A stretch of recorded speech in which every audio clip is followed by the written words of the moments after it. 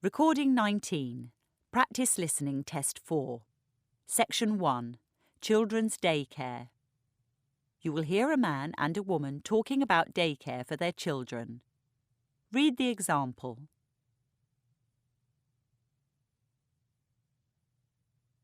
Hi, Sanjeet. How are you? Pretty well, Angela. Tom won't be here for another 10 minutes. Shall we have coffee while we're waiting? Why not? The answer is coffee. On this occasion only, the first part of the conversation is played twice.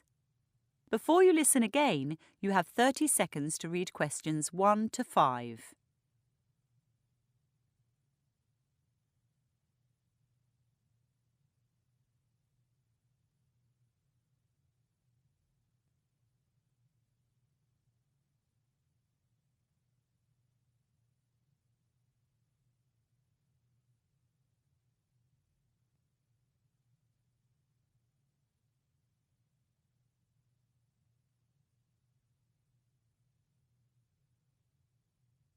Hi, Sanjeet.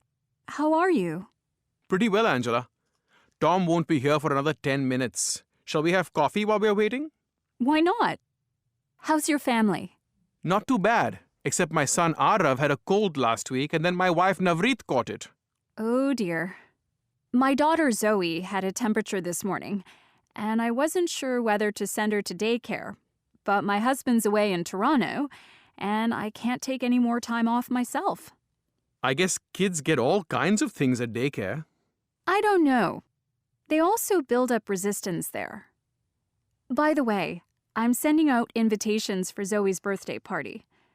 How do you spell Arav? A-A-R-A-V. Thanks. I've never heard the name before. What does it mean? Peaceful or wise? It's popular in India because the film stars Twinkle Khanna and Akshay Kumar called their son Arav. What does Zoe mean? It's the Greek form of Eve, which was my mother's name. It means life. Nice. Navreet and I have put Arav's name down at a daycare center in East Lindsey, but we've heard a few odd things about it, so we're looking elsewhere. What's Zoe's daycare like? Pretty good. My son went there for 2 years, and he survived. If you don't mind my asking, what does it cost? It varies. If you provide things yourself, like diapers and snacks, it's reasonable, around $30 a day. But if the center provides everything, it starts to add up and can go as high as $50. I see. Also, there are quite a few hidden costs. Such as? Well, the parents are kind of competitive. If a child has a birthday, Mom or Dad is expected to bring a snack for the whole room. The daycare is divided into rooms by age. Right now, Zoe's in Penguins. Sometimes I think parents spend a lot of time and money on those birthday snacks. Once Navreet's back at work, she may well be too busy. Absolutely. Also, if you set a pickup time but get there 15 minutes late, the center fines you $5 and $5 more for every quarter hour thereafter. That's a bit steep, especially if you were just caught in traffic. Before you listen to the rest of the conversation, you have 30 seconds to read questions 6 to 10.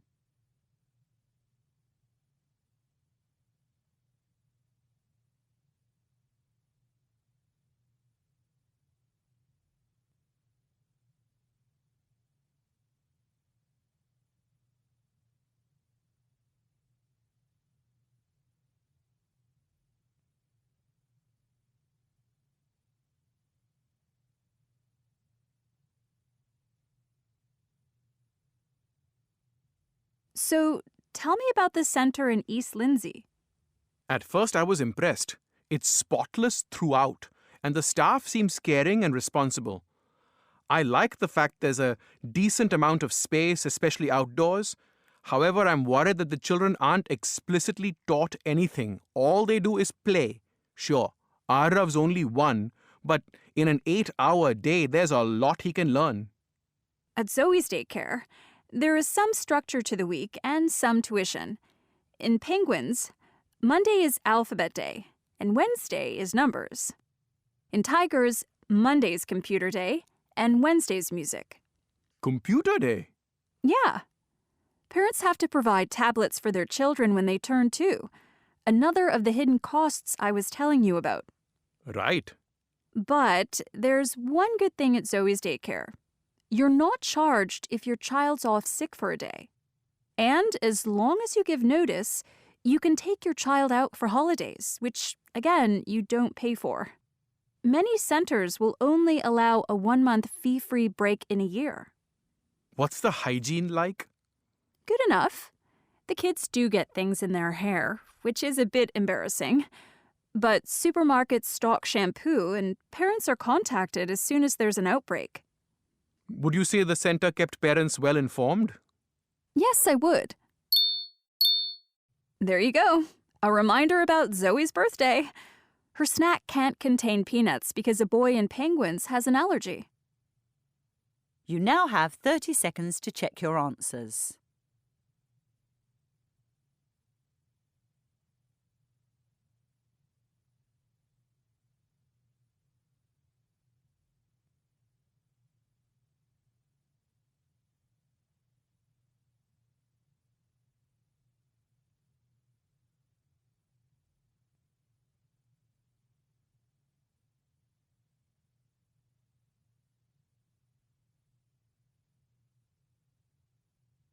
That is the end of section 1. Recording 20, section 2, A Very Small House. You will hear a woman being interviewed on the radio about living in a very small house. Before you listen, you have 30 seconds to read questions 11 to 15.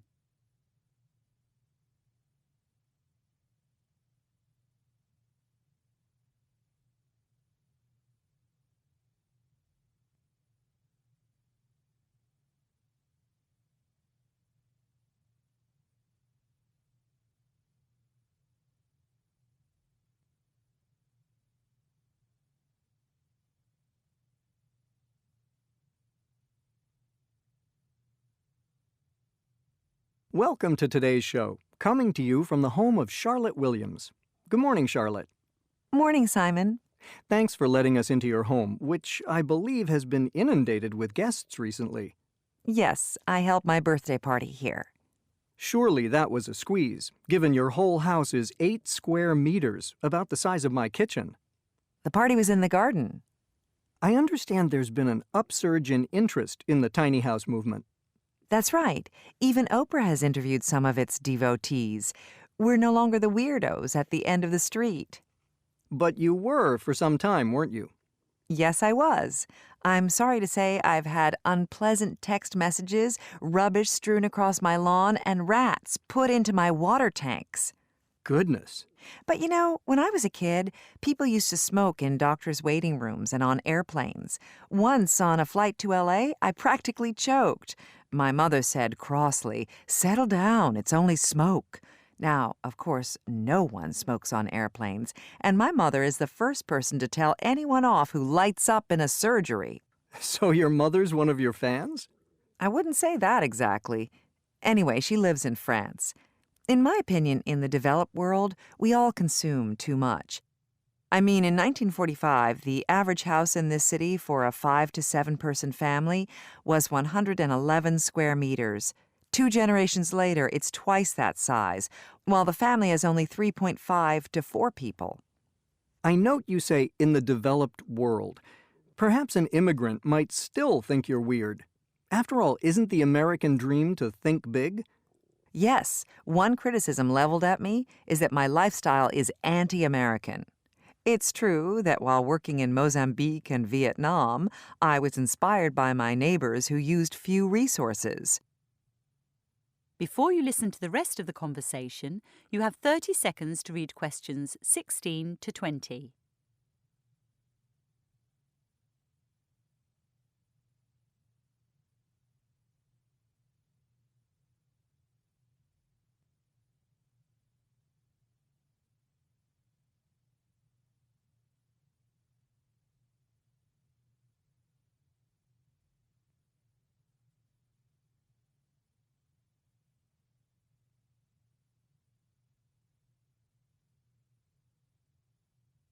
In Mozambique, people use far less water and electricity than here.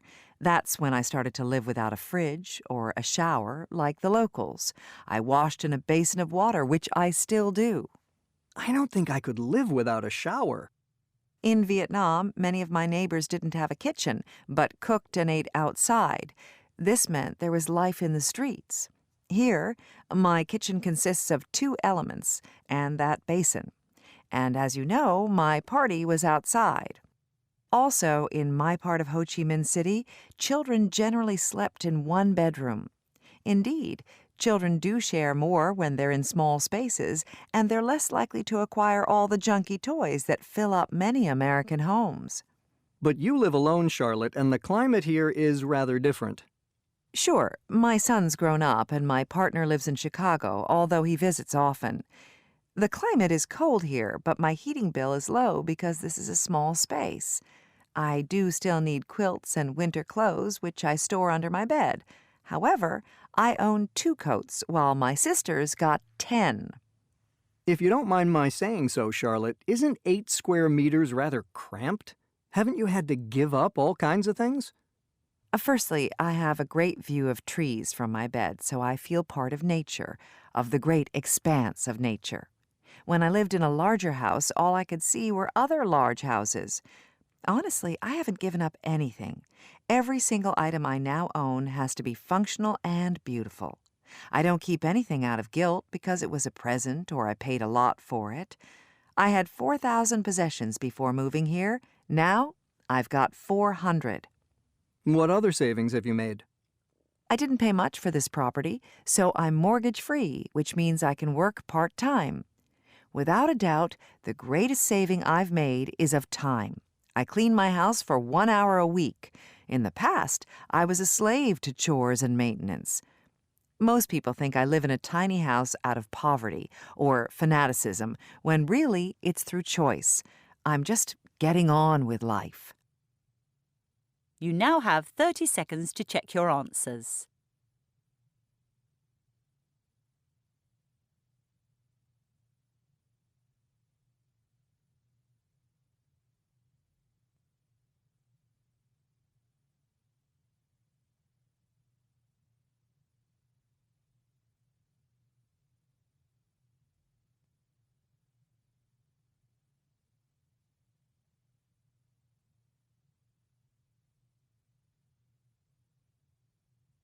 That is the end of section 2. Now turns to part 3. You will hear 2 students discussing an assignment they are doing on business plans. Before you listen, you have 30 seconds to read questions 21 to 26.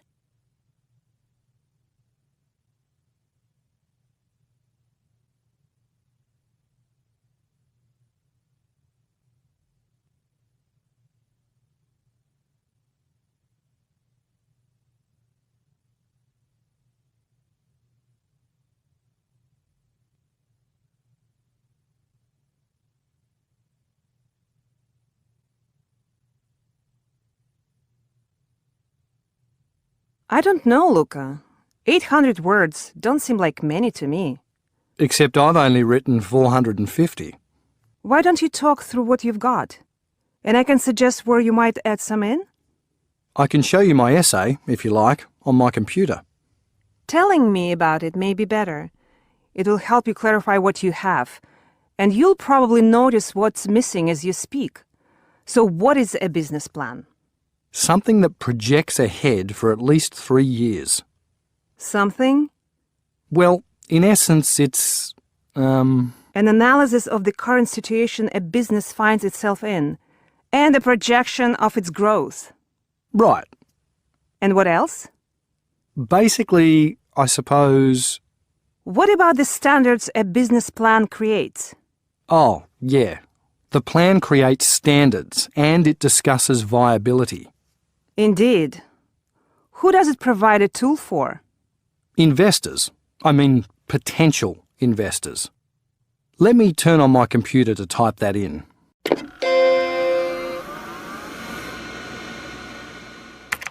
It discusses viability and provides a sales tool for potential investors.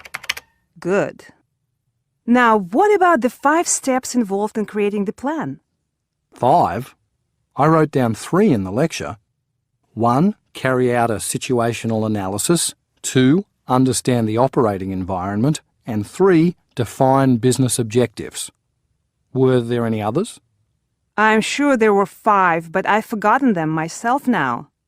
Oh, I remember. Something about formulating strategies. Yes, formulate strategies to follow. And 5? Design controls to measure success, though I've no idea what those controls might be. Me neither. I don't have any real-world experience for this course. I'm doing it because my cousin told me it was easy. Anyway, the last thing to note in the essay that there's not just one business plan. A company usually composes separate plans for all sections of the master plan. That means another marketing plan, another production plan, etc. I had no idea there was so much planning. How do businesses have any time to actually work? Before you listen to the rest of the conversation, you have 30 seconds to read questions 27 to 30.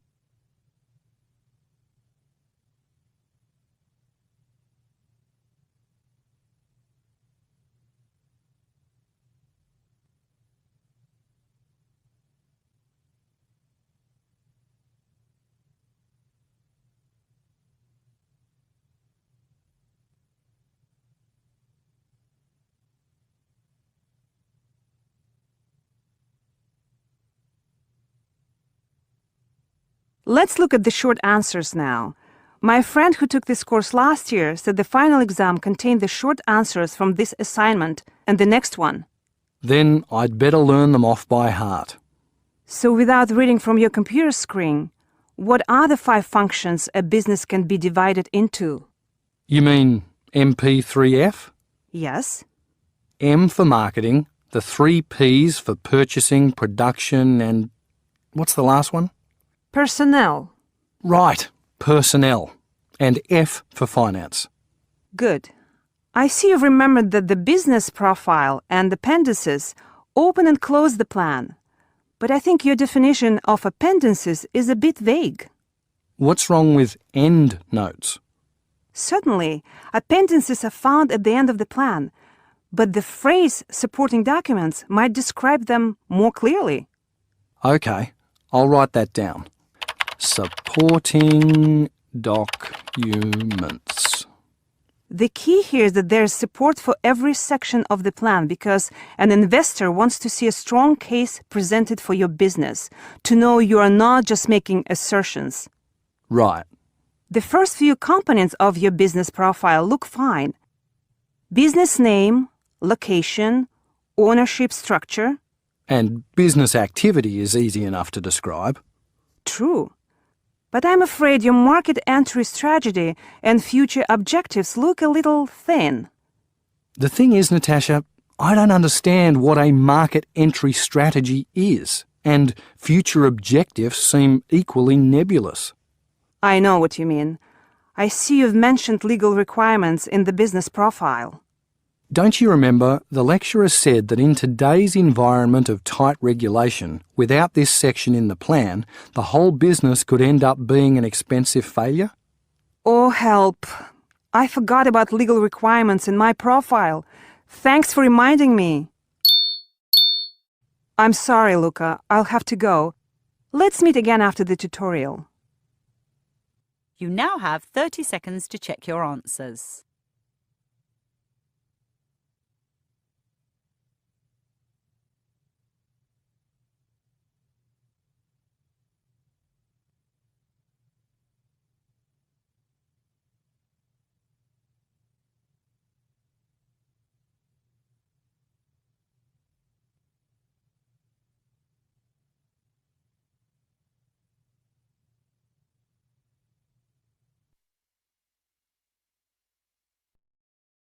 Recording 22, Section 4, The Benefits of Literature. You will hear a lecture on the benefits of reading literature. Before you listen, you have 45 seconds to read questions 31 to 40.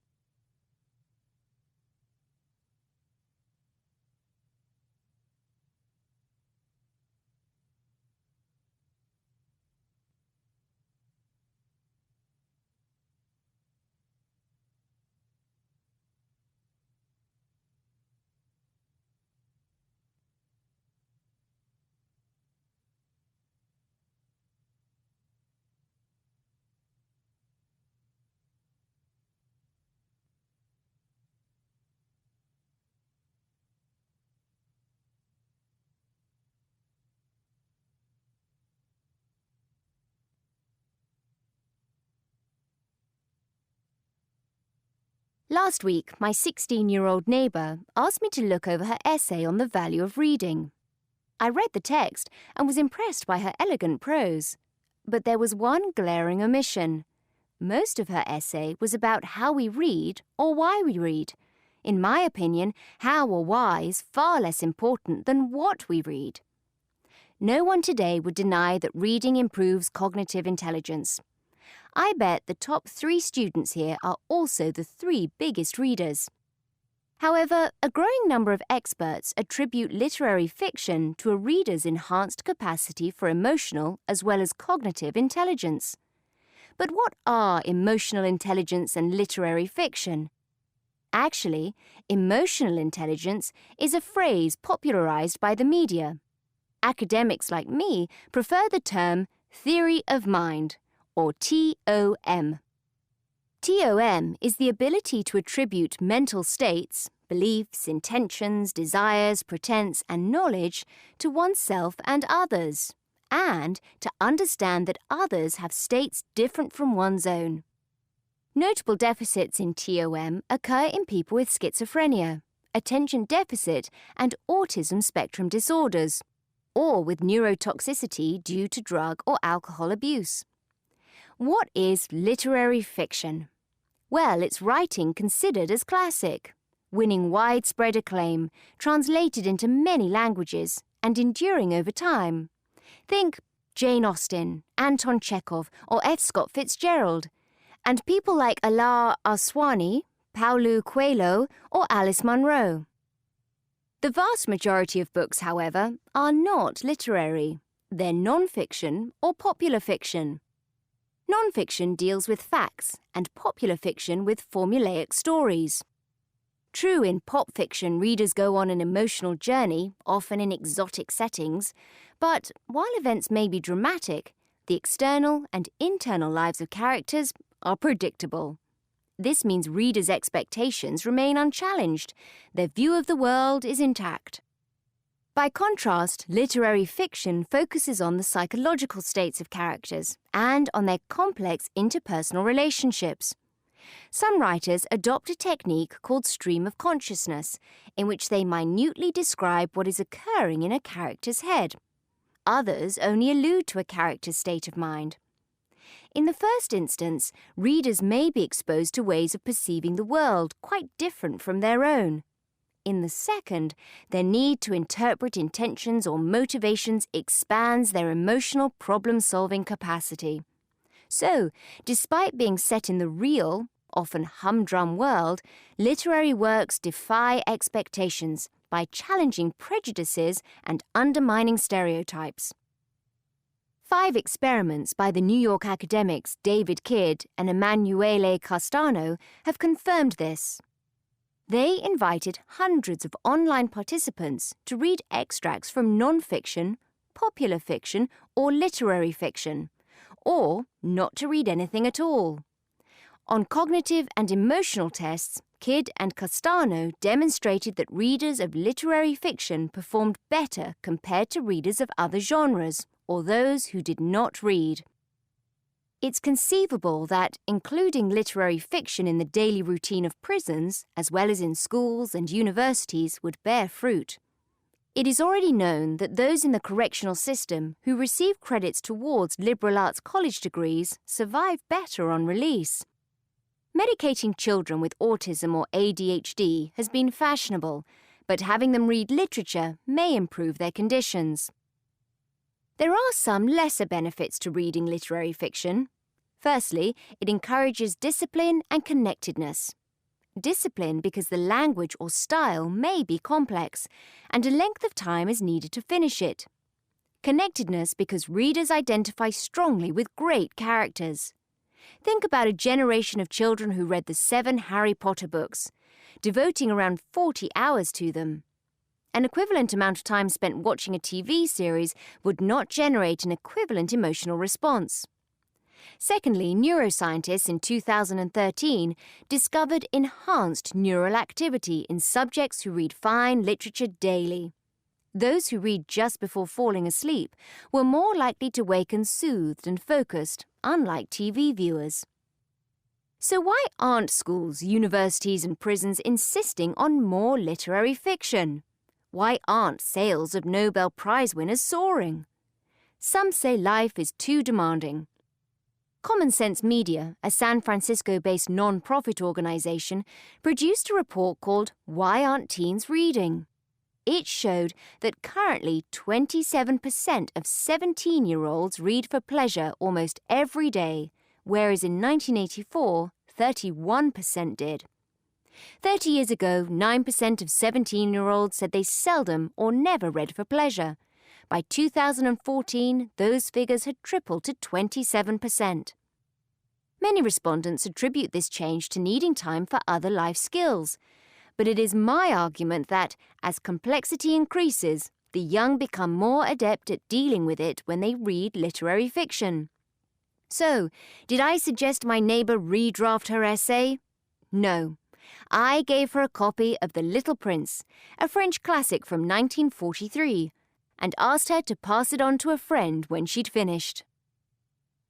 That is the end of the listening test. You now have 10 minutes to transfer your answers to your answer sheet.